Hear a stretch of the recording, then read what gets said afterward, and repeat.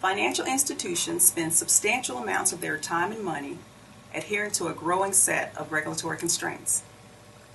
Corporations like Enron, AIG, and more recently, thousands of U.S. bank closures have not only been a cause for the shaken financial system, they have shattered the public's trust.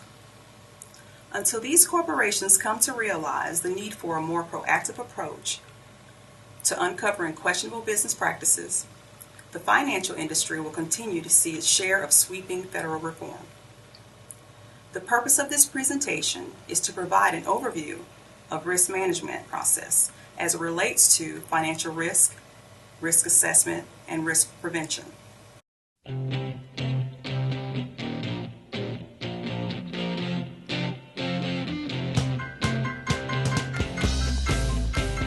Let's begin by defining financial risk.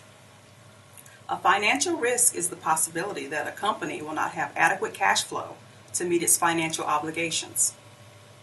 Understanding that there are risks involved in everything we do, financial risks point to the degree of uncertainty of return on an asset.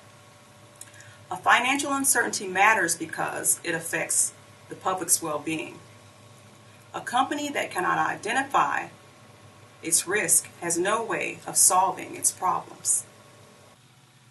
What is financial risk management? With any risk, there comes an expectation of loss. A trade-off exists between the benefits of taking a certain amount of risk in order to be successful and eliminating those risks that may harm the organization. While we understand risks are inevitable, minimizing the risk by adding precautions or control measures is imperative. A critical component of financial risk management is identifying risk. This is done through a risk assessment.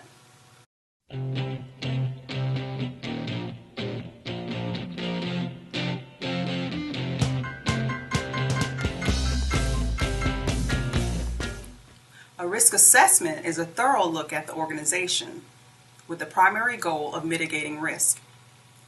The risk assessment will identify those things, situations, and processes that may cause harm to the public. The long-term goal of a risk assessment process is to remove a hazard or reduce the level of its risk. A risk assessment is a process whereby three things should be taken into consideration. The hazard is identified, the hazard is analyzed and evaluated, and finally, appropriate ways to eliminate and control the hazard or the risk are determined. Following the risk assessment, the plan which is put into action for dealing with these risks is the risk prevention plan. An organization must, first and foremost, identify the critical from the non-critical risk.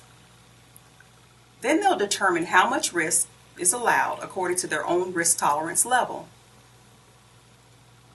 They'll also implement actions to address the risk, such as buying insurance or investment derivatives. And finally, they'll take the necessary steps to reduce the likelihood of risk occurring again. Let's recap. Risk management is the area that deals with identifying and lowering the risk to an acceptable level, and then deciding how do we determine an acceptable level of risk.